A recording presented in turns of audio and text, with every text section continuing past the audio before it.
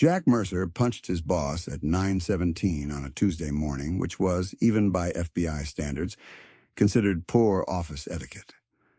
It wasn't a wild swing, no shouting, no dramatic desk flip, just a short, sharp right hand that traveled about 8 inches and landed clean on Assistant Special Agent in Charge, Daniel Collins' jaw. The room went quiet in that awful office way. The sort of quiet that happens when everyone knows something has gone badly wrong, but nobody wants to be the first person to say it out loud. Collins took half a step back, one hand rising to his face. For a second, nobody moved.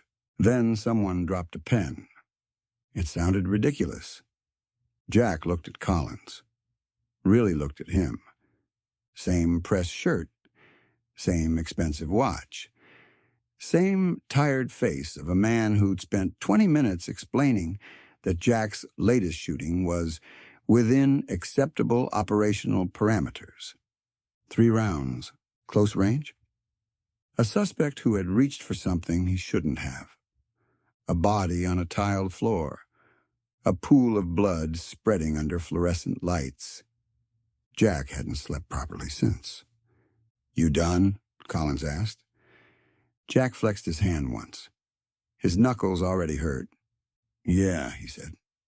"Think so." Collins nodded slowly like he was trying to remain professional while his jaw reconsidered its career choices.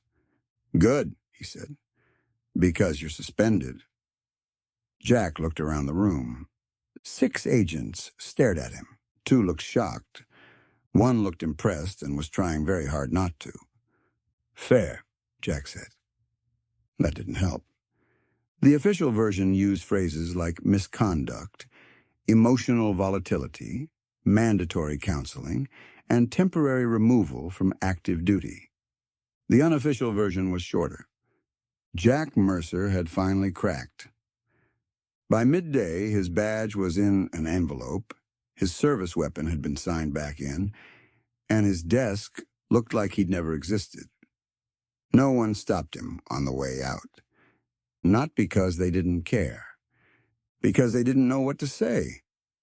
You don't ask a man if he's okay when his hands still remember the weight of a gun they shouldn't have fired.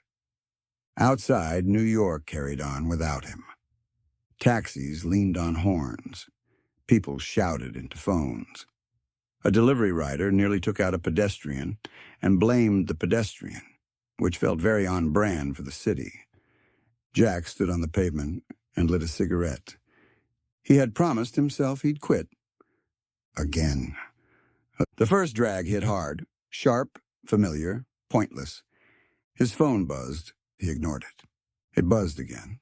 He ignored it again. The third time, he took it out and looked at the screen. "Mom?" "Of course."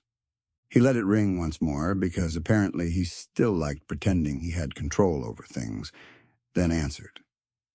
"Yeah." "Jack?" Her voice was warm, steady, careful. The sort of careful that meant she already knew. "Yeah." "You okay?" He looked at the traffic. "Define okay." There was a pause. "You're on the news." He closed his eyes. Of course he was. "Did I look good?" "Jack?" Lighting was decent. She didn't laugh. That was annoying. She normally laughed at his terrible jokes, not because they were funny, but because she loved him and had poor boundaries. "Your father and I are worried." "Don't be." "We are." "Then be quietly worried. It'll save time." Another pause. "We're leaving Thursday," she said. "The cruise." He'd forgotten. 3 months. His parents, retired and comfortable, floating around the world eating too much buffet food and pretending his father enjoyed formal nights.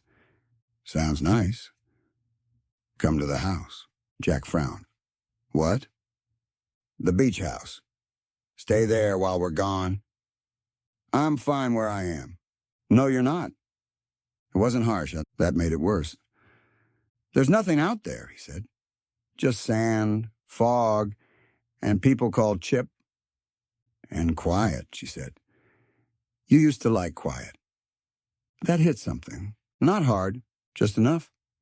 Jack watched smoke drift away above the pavement.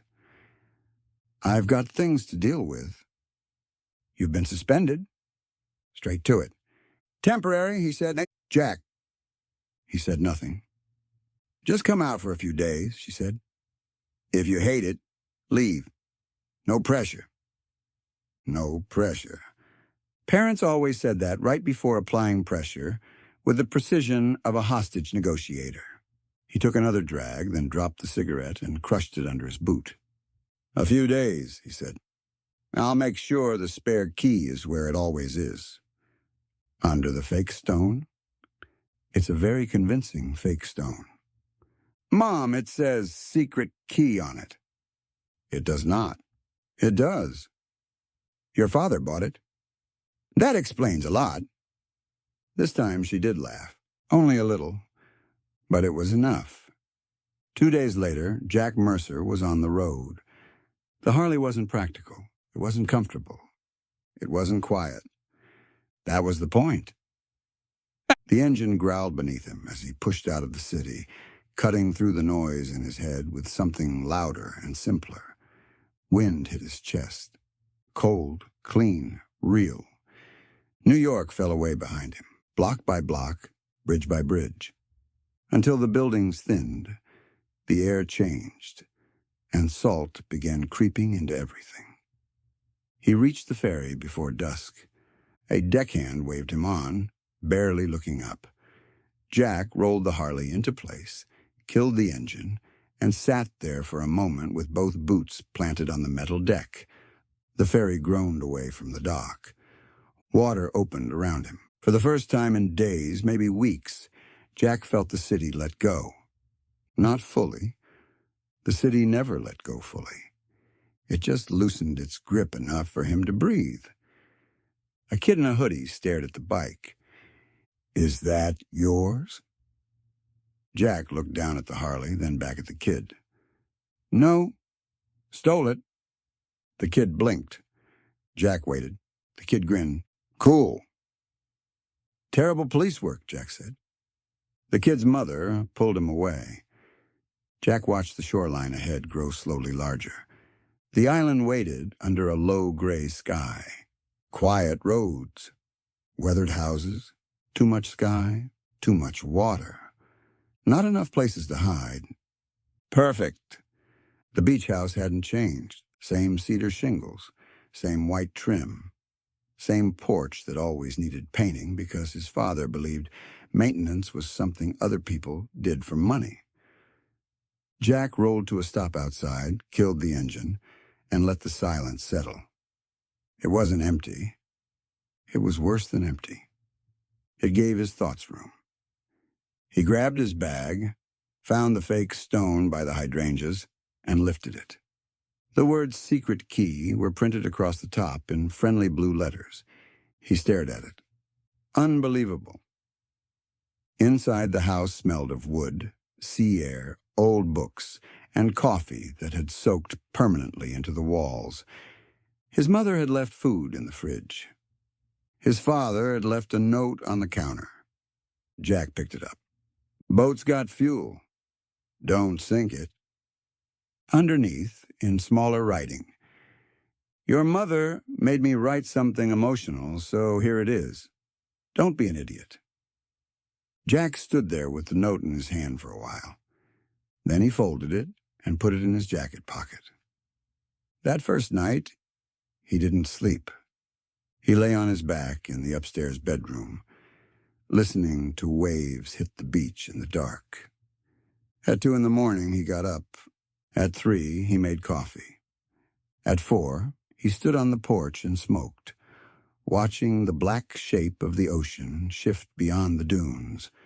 The shooting replayed without asking permission. The man turning, the hand moving, the muzzle flash, the body dropping. Jack closed his eyes. When he opened them, dawn had started to bleed across the water.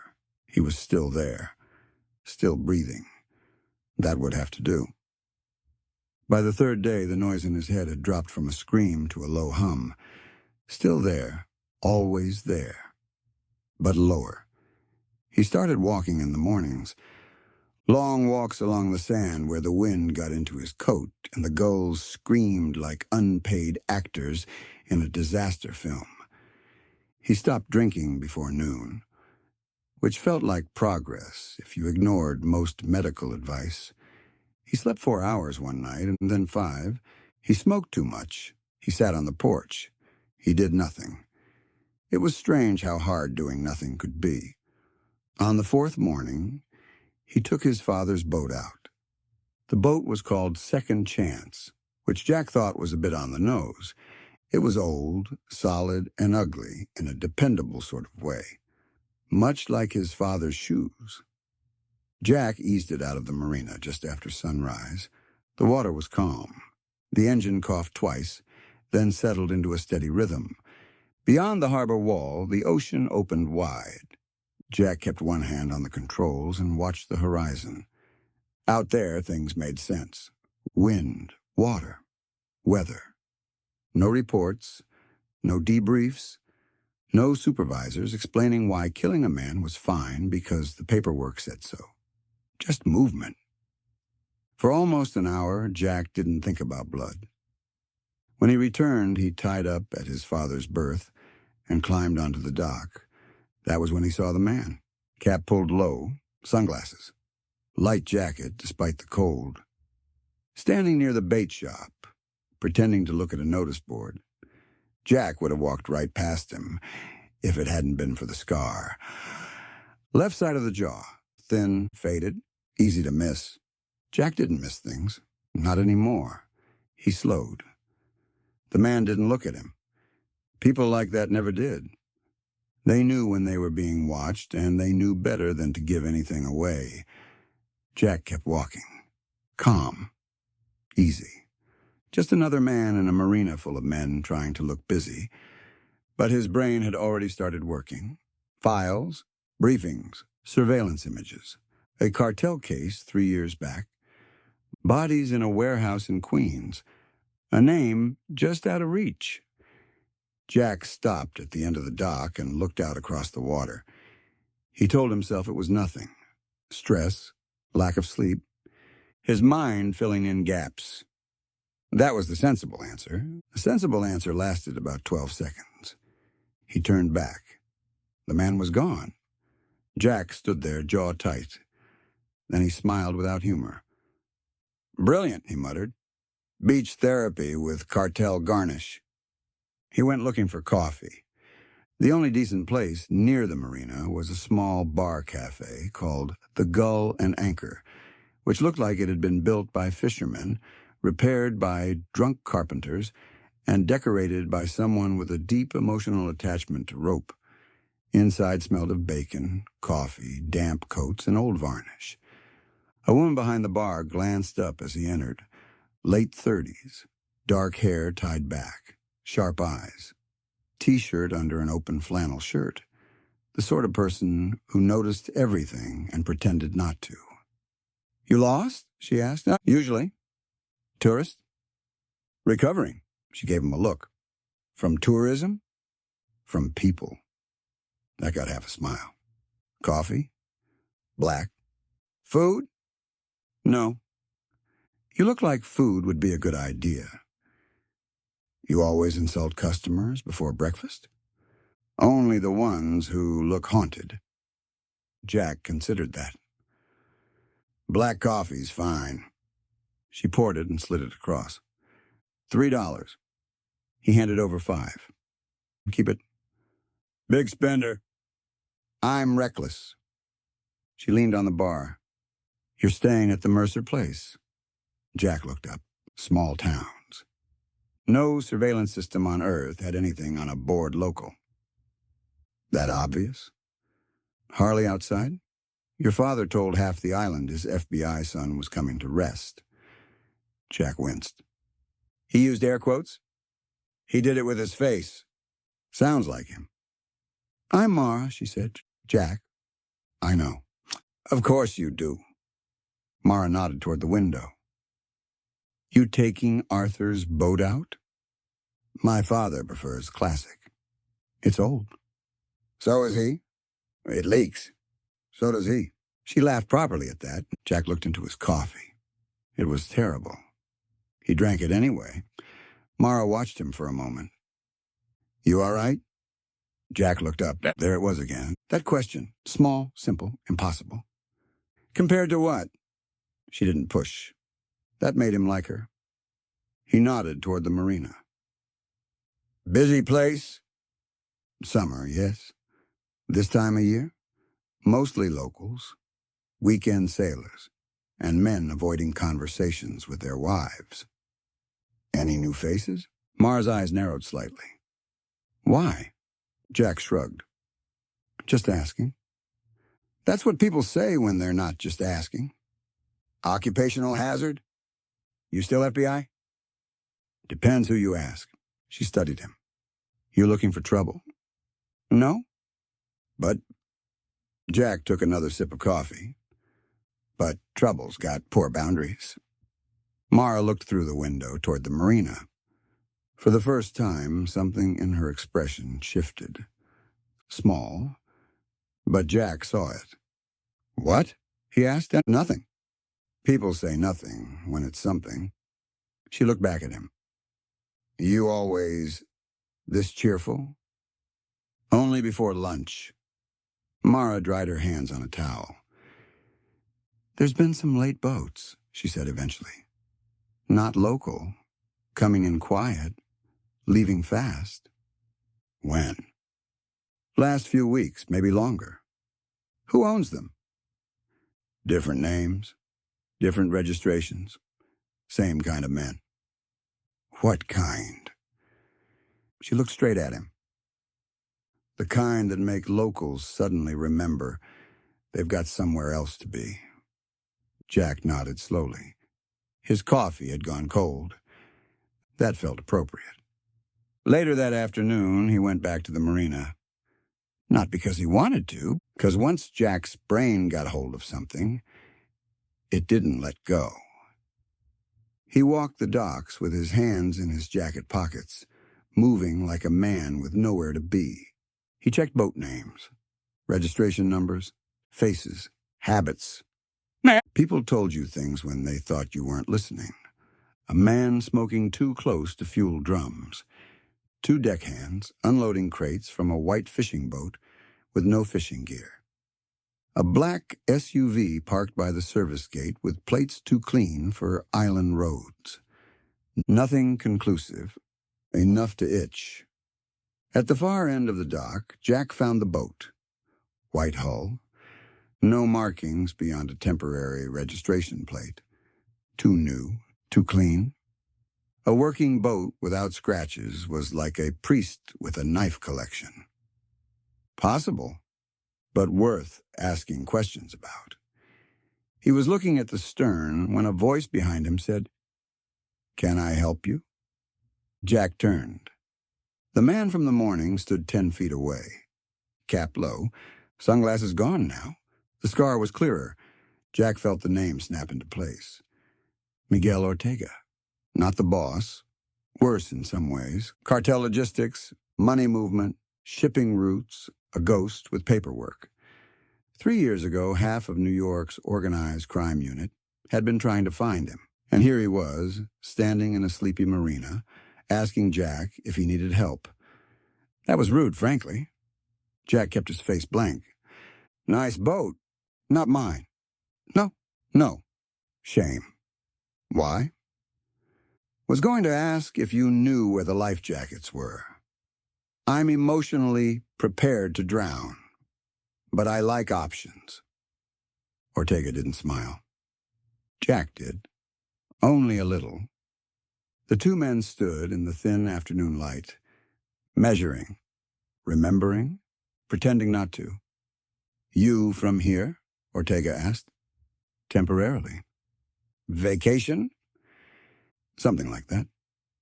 You should enjoy it. Quiet place. Jack looked around the marina. Quiet places are underrated. They are. Until they aren't. Ortega's expression didn't change, but his eyes did. There. Confirmation, tiny, fast, gone. Enough. Jack walked away first. That mattered. Not because he was scared. Because scared men linger. Predators don't. Back at the house, Jack searched for memory. No laptop, no badge, no access. Just an old brain full of things he'd tried to drink away. Miguel Ortega, cartel logistics. Disappeared after a joint operation went bad in Queens. 2 federal witnesses dead, 1 agent wounded. 3 shipments lost. Ortega vanished. Everyone assumed Mexico. Jack poured bourbon into a mug because glasses felt too optimistic. He stared at it, then poured it down the sink. That annoyed him. So he rolled a joint instead, got halfway through, and put that down too. Also annoying. He stood in the kitchen, angry at his own restraint. "Great," he said to the empty room. "Personal growth? Hate it." He went outside. The ocean was dark now. Wind moved through the dune grass. Somewhere in the distance, a boat engine turned over. Jack listened. Low RPM. Slow approach. No running lights visible from the porch. He went still. The noise faded toward the marina. Jack grabbed his jacket and then stopped. No gun, no badge, no backup, no authority. For a sane person, those were reasons not to go. Jack put on his boots. The Harley stayed where it was. Too loud, he walked. The island at night was different. Daytime made it look charming.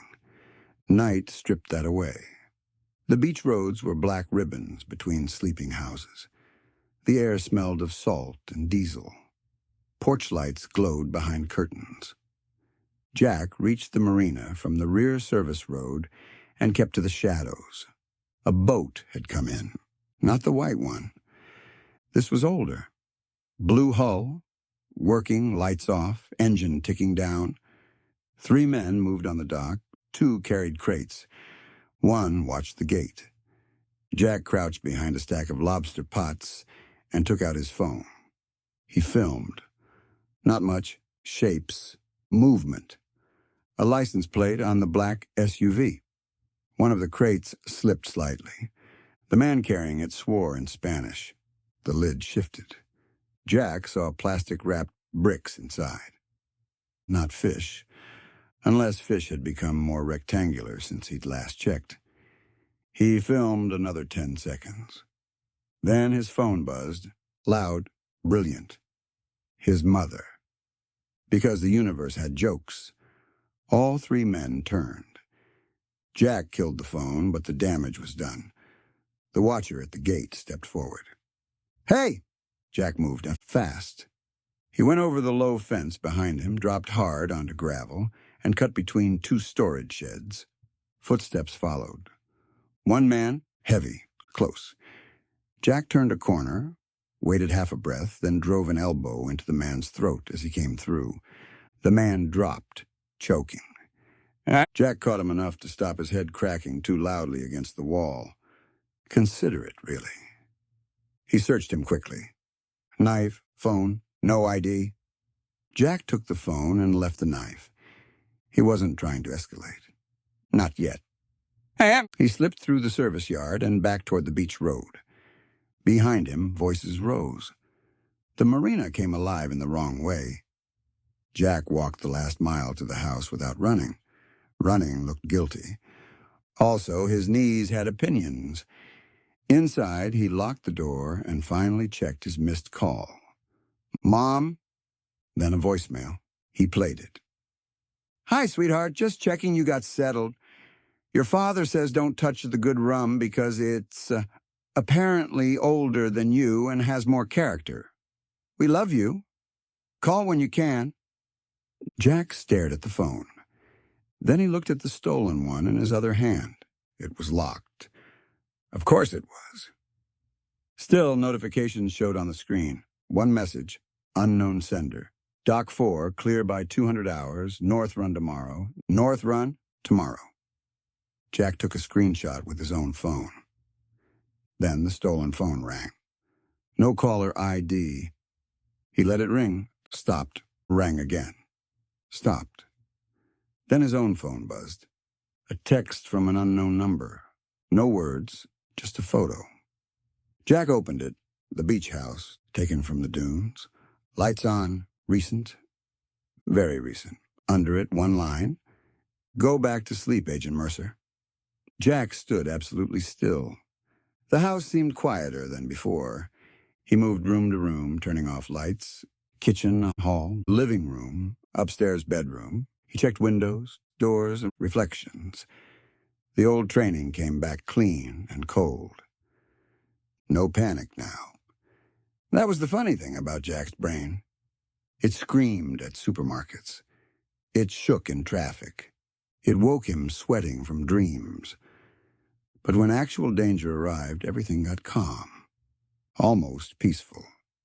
He found his father's flare gun in the utility cupboard, expired marine flares, a rusty fishing knife, a baseball bat signed by someone Jack didn't recognize. His father had kept a small world of questionable emergency options.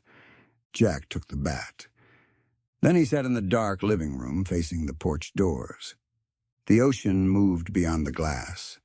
At 1:43 a.m., a shadow crossed the dunes. Jack didn't move. At 1:47, someone stepped onto the porch. A board creaked. Jack closed his fingers around the bat. There was a soft knock at the door, not loud, not aggressive, almost polite. That was worse. Jack stood. He didn't answer. Another knock, and then a voice. Low, calm. Agent Mercer. Jack stayed behind the wall, out of the doorway's line. The voice came again. You saw something you shouldn't have. Jack glanced toward the kitchen. Back door locked. Window latched. The man outside sighed. You are suspended. Alone. No weapon. No friends here. Jack's mouth twitched. That's hurtful, he called. Silence. Then the voice said, walk away. Jack looked at the dark glass and saw his own reflection. Tired, unshaven. Eyes too sharp. A man who had come here to disappear and found trouble waiting with a welcome basket. I'm on leave, Jack said. We know. No, I mean technically this is my holiday. No answer. So if you're threatening me, I'd prefer it in writing. For the complaint form. A pause. Then the man laughed softly. Not much. Enough. Last warning. Footsteps moved away across the porch. Jack waited. 1 minute, 2, 5. Then he opened the door. The porch was empty, except for the envelope. Plain white. Placed neatly on the doormat. Jack crouched and opened it. Inside was a photograph. Old, grainy, surveillance shot. Jack in body armor, 3 years younger, standing outside the Queen's warehouse after the Ortega operation. On the back, written in black marker, You remember us. Below that, another line. We remember you. Jack looked out toward the dunes. The wind lifted sand across the steps. Somewhere out there, someone was watching. He should have called Collins. He should have called local police. He should have packed a bag, started the Harley, and left the island before sunrise. All sensible options. Jack had always respected sensible options, from a distance. He went back inside, put the photograph on the kitchen table, and made coffee. Then he took his father's note from his jacket pocket and unfolded it. Don't be an idiot. Jack read it twice. Then he looked at the photo. Then out at the dark ocean. Sorry, Dad, he said. By dawn, Jack Mercer had stopped pretending he was resting. By sunrise, he was back at the Marina. And by 8 o'clock, he saw Miguel Ortega step onto the white boat carrying a black duffel bag and wearing the calm expression of a man who thought the island already belonged to him. Jack watched from across the dock. Mara appeared beside him with 2 coffees. She handed him one without asking. You look terrible, she said. Island air. Didn't work then. Not as advertised. She followed his gaze. That the man? Jack didn't answer. Mara's face tightened. What's going on? Jack took the coffee. This one was better. Or maybe danger improved flavor. That depends, he said. On what? On whether you want the comforting lie or the deeply inconvenient truth. Mara looked at Ortega, then back at Jack. Inconvenient truth. Jack nodded slowly. That man is supposed to be in a federal file marked missing, presumed out of country. And instead? Instead, he's at your Marina. And what is he? Jack watched Ortega disappear below deck. The kind of man quiet towns don't survive. Mara swallowed. For the first time since Jack had met her, she looked genuinely afraid. Then the white boat's engine started. Jack set the coffee down on a post. Mara grabbed his arm. What are you doing? He looked at the boat, then at the water beyond the harbor, then back at her. Something stupid. She held his stare. How stupid? Jack almost smiled. Old family tradition. The white boat began to pull away from the dock. Jack moved toward his father's boat. Mara followed. You can't just go after them. I know. Good. I'll try not to use the word just. Jack. He stepped aboard Second Chance and started the engine. It coughed, wheezed, then turned over. Mara stood on the dock, furious and scared. You have no badge. I know. No gun. I know.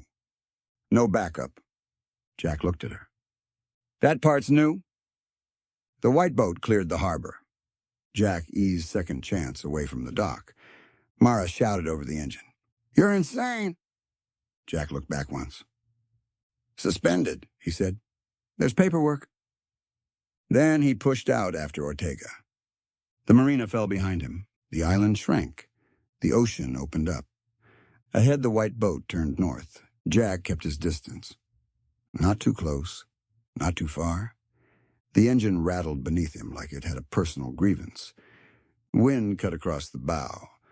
For the first time in months, the noise in Jack's head was gone. Not quieter. Gone. There was only the water, the boat ahead, and the knowledge that whatever peace he'd found on this island had just been borrowed. Behind him, back at the marina, Mara watched until both boats were specks on the gray morning water. Then she looked down. There was something caught between the dock boards, a small black device, blinking red. She crouched, picked it up, a tracker. Her eyes lifted toward the horizon. Out on the water, Jack's phone buzzed. He glanced at it. A message from Mara. Jack. They know you're following. He looked up. The white boat ahead slowed, then stopped. Two men came up from below deck. One was holding a rifle. Jack exhaled. Yeah, he muttered. That feels about right. The first shot cracked across the water. End of episode 1.